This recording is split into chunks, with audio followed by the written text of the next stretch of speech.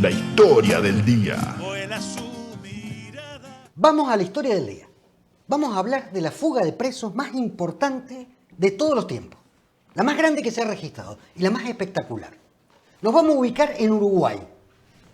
Allí abajo de Brasil, a la orilla de Argentina. Ahí tenemos el mapa. 6 de septiembre de 1971, 5 de la mañana, se fugaron del penal de Punta Carretas, ahí lo está viendo en la foto, en Montevideo, 106 guerrilleros. Casi todos, en realidad no casi todos, todos, integrantes del Movimiento de Liberación Nacional Tupamaros. Esta es la bandera de los Tupamaros. Para los que no lo sepan, los Tupamaros en Uruguay fue la guerrilla urbana muy similar a Montoneros en Argentina, similar a los otros grupos revolucionarios, el Frente Farabundo Martí en El Salvador, el Frente Manuel Rodríguez en Chile. Las diferentes reacciones a las dictaduras militares. A las dictaduras militares de su momento. La de Uruguay era el movimiento Tupamaro. Toda la conducción, más gran parte de la segunda línea y hasta militantes comunes, estaban presos en el penal de Punta Carreta. De esa fuga vamos a hablar. Además se fugaron, de 106 guerrilleros, 5 presos comunes, ya que estaban.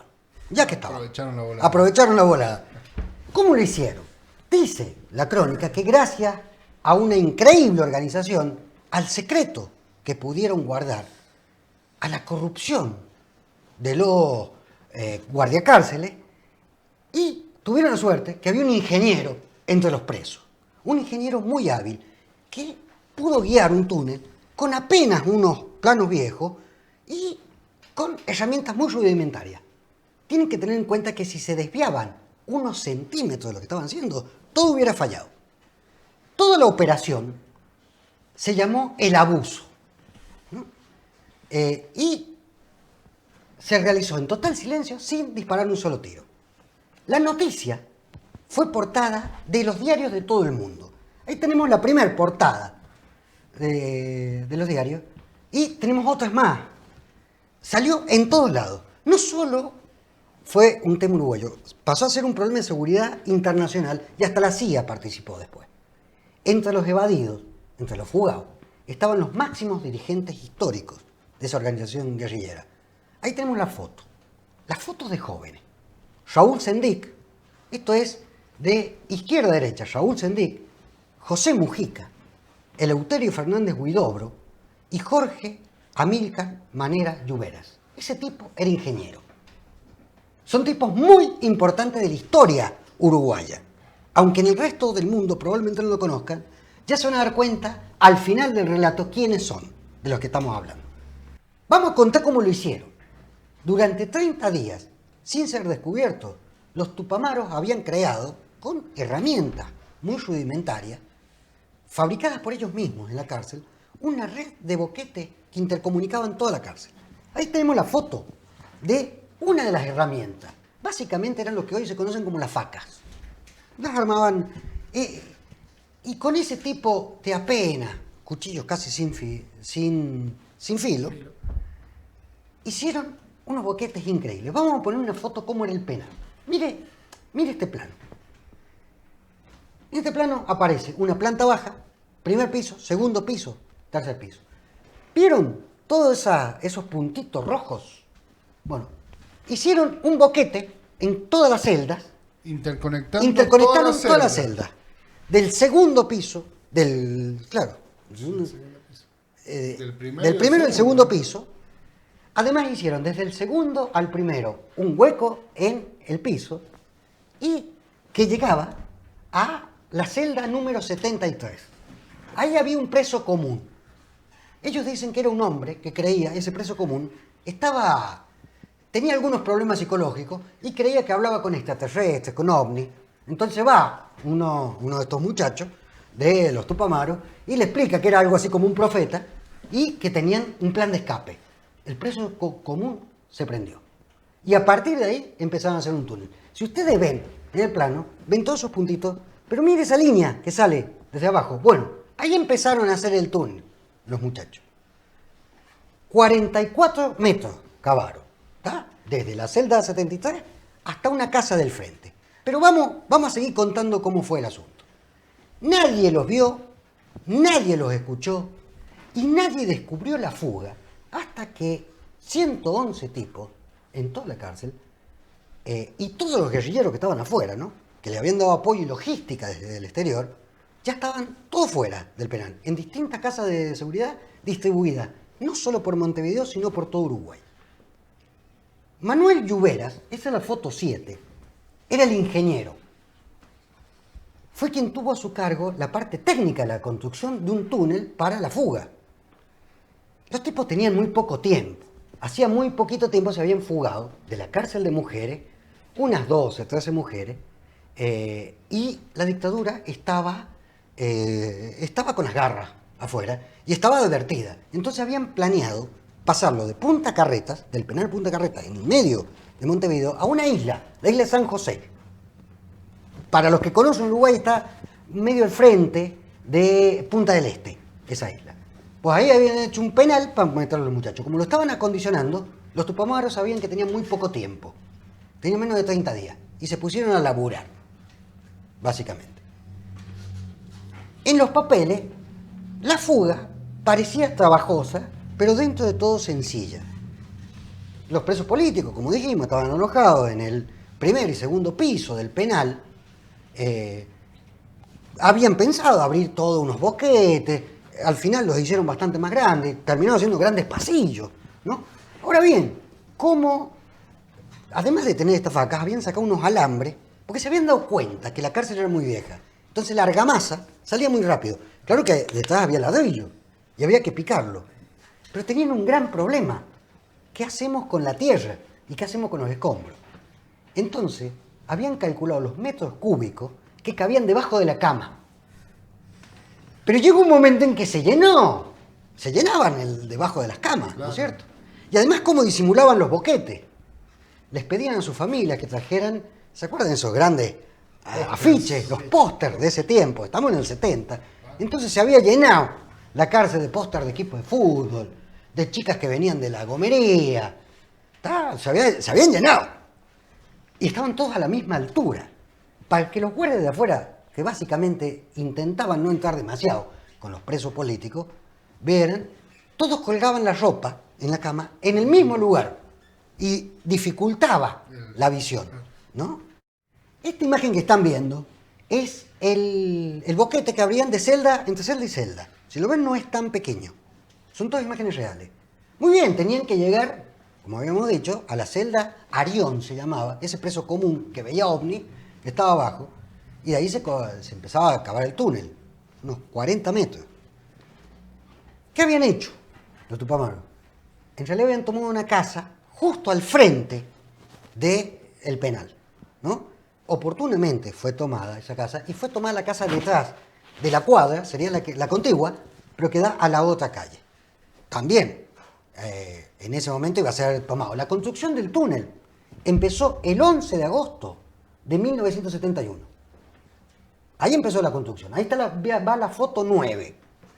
El ingeniero no solo hizo los cálculos en base a estos planos viejos que habían tenido, sino que también tenían que idear las herramientas para ver el nivel, básicamente, para hacer una construcción. Y no tenían nada. Entonces fabricaron una cantidad de elementos comunes para mantener la línea recta y calcular los metros. Pero todo era a ojos vistas. Imagínense que están presos los tipos, ¿no? Como dijimos, ocultar la pared de los escombros al principio no era tanto problema, pero cuenta uno de ellos que empezaron a poner tierra en lugares inverosímiles. Incluso había un patio donde jugaban al fútbol que no se explicaba cómo iba subiendo de nivel. Claro, porque ya no había lugar para que Muy bien. Había un problema, que eran las requisas dentro de la cárcel. Y la única solución que encontraron fue sobornar a los carceleros. Algunos se dieron cuenta de que se los compraba con dinero. Pero otros eran tipo más del régimen militar. Y la inteligencia uruguaya y la CIA les pedía documentos, les pedía papeles. Entonces los tupamaros empezaron a inventar documentos, empezaron a inventar documentación adentro de grandes planes que iban a hacer, de dónde se estaban gestando focos guerrilleros, se inventaban hasta cartas que incluso distraían a todos los demás. Todo esto hacían con qué fin, ganar tiempo. Y consiguieron que las requisas se hicieran cada tanto. Y de esa manera tenían tiempo para ir ocultando básicamente la tierra y ir empezando a hacer el túnel, ¿no? Muy bien, lograron que las requisas se hicieran cada 28 días, no pudieron conseguir un plazo mayor, y tenían ya muy poco tiempo y se pusieron a laburar. El ingeniero, Lluvera, al frente de la obra, avanzaba el asunto, pero empezaban a haber dificultades. Había un primer tramo, desde el piso de la celda 73, donde estaba el Arión ahí abajo, de unos 50 centímetros de ancho, con unos 4 metros de profundidad. Ahí van a ver cómo hicieron con esa herramienta. Ven la foto que habían en el túnel, en la celda 73, desde donde empezaron a escapar. Miren por dónde empezaron a escaparse. Al principio era tierra blanda, no había problema, ¿no es cierto? Pero claro, llegó un momento que dieron la vuelta y se encontraron, con los cálculos, le pegaron al muro, los cimientos del muro, del gran murallón que divide las cárceles. Y el asunto se puso peleagudo, se puso complicado. De avanzar 4 metros por día, con cucharitas básicamente, pasaron a avanzar 10 centímetros por día. Y el asunto se les empezaba a complicar. Trabajaban en equipo de A3, ¿no? Uno de los presos cavaba con herramientas de alambre, con lo que había. Otro metía la tierra en una bolsa. También habían, como se habían hecho todos de la limpieza, tenían los baldes de la limpieza. Entonces el otro, y el tercero, se lo daba y lo subía a la terraza y había que distribuirlo. Pero había una gran logística para distribuir. No era tan fácil sacarlo. Y a medida que el túnel empezaba, lograron romper el muro, lograron pasarlo, y empezaron otras dificultades, que era la falta de aire. Abajo de la tierra, y estaban muchos metros abajo de la tierra, empezaba a faltar el aire. Entonces debieron reducir los turnos de los tipos que estaban cavando porque se ahogaban. Llegó un momento donde ya casi no iban a poder avanzar porque ya se estaban asfixiando. Hasta que hicieron un hueco y encontraron un viejo túnel que ya en 1930 unos anarquistas se habían escapado, no se habían tratado de escapar. Los habían sellado a ese túnel. Pero había quedado una partecita que les dio un poquito de aire fresco. Era aire estacionado. Pero claro, no había aire. Y eso era muchísimo en ese momento. Avanzaron con ese poco de oxígeno, no mucho, hasta que finalmente llegan al caño de la cloaca. Vamos a decirlo así. Era a eso que llegaron. Hacen un hueco desesperadamente y entraba el aire de la cloaca. Imagínense un aire fétido, pero se iba renovando. Les voy a pedir de nuevo la foto 9 para que vean el trayecto. Si ustedes ven, no sé si usted la puede agrandar en la mitad. Si ustedes ven, van a ver el lugar donde se encontraron con el tunelcito viejo. Y casi ya no tenían aire. Y cómo avanzaron un poco más y se encontraron con la cloaca. La cloaca los salvó. Los salvó porque les dio aire. Era el 4 de septiembre de 1971. 24 días y 40 metros ya habían hecho en la excavación y ya estaban debajo de la casa. Les quedaban 6 días. Tenían que seguir para arriba. Vamos antes. Muéstrenme la foto de la casa. Ahí está la foto de la casa en la que estaba al frente justo de la cárcel. Esa es la casa real, al día de hoy. Estos tipos tenían que seguir para arriba, pero tenían que esperar una señal. Ellos lo llamaron a esto los centímetros de la incertidumbre. Dicen que eran los momentos más tensos que pasaron. A esa altura ya no sabían qué más hacer con la tierra. No sabían ya qué hacer. La fuga debía concretarse el 5 de septiembre, en la madrugada, pero pasó algo más. No solamente que no tenían herramientas, no solamente que se quedaban sin aire, no solamente que estaban abajo y todavía no habían tomado la casa, sino que el militante Tupamaro, que debía organizar los que tenían la Z una vez que salieran, que debía ubicarlo, yendo en el trayecto a hacer el operativo, tiene un accidente en moto. Tiene un accidente en moto y desaparece. No desaparece, se va al hospital. Ellos creyeron que había caído en manos de la dictadura. Entonces tuvieron que posponerlo, claro. Cambiaron toda la cita y toda la organización de los Tupamaros afuera Les llevó 24 horas organizar nuevamente el tema de autos, el tema de nuevas casas, y lo hicieron. Finalmente, 5 mismo de septiembre, ya a la noche, los presos recibieron la señal de unas casas ubicadas al frente de la prisión. ¿Cómo era la señal? Tenía que salir un tipo y prender un encendedor, ponerlo largo, y ellos lo verían desde la ventana. Ahí tenemos la foto de ese encendedor. No es ese encendedor, vamos. Pero esa era la señal, ¿no? Muy bien. Ahí se dieron cuenta que tenían que empezar a cavar para arriba. Pero si se equivocaban unos centímetros, según los cálculos del ingeniero, iban a salir al jardín. Tenía que ser justo. ¿Y qué pasó? Además, había un gran problema. Si hubiese habido un hueco, teníamos que distraer las fuerzas policiales. Muy bien. Los tupamaros, los militantes tupamaros, organizaron grandes manifestaciones y una pueblada al otro lado de Montevideo, el conocidísimo barrio La Teja. Es un barrio muy conocido, barrio de clase baja, clase popular, en Montevideo, y un barrio muy aguerrido. Y ahí tenemos la foto de, básicamente hicieron un cacerolazo. Pero como venía la policía y tenían que ganar tiempo, hasta provocaron a la policía para que hubiera desmane. Entonces la policía estaba ocupada en otro lado. Mientras iba perforando la tierra para arriba, el ingeniero pensaba, nos llegamos a equivocar un centímetro, nos quedamos para siempre. Y no lo sabían. Claro, del otro lado, uno de los integrantes del grupo comando del otro lado, era médico. Le había sacado un estetoscopio, eso que se usan básicamente para ver cómo anda el corazón, y lo puso en el piso. De esa manera pudieron coordinar los que estaban arriba con los ruidos que se escuchaban abajo, ¿no? Le pido la foto 13-1. Ahí está el agujero. Corríjame si me estoy equivocando, pero es el agujero de la casa. Es el agujero que hicieron en la casa. Le sacaron 9 baldosas por 9, más o menos.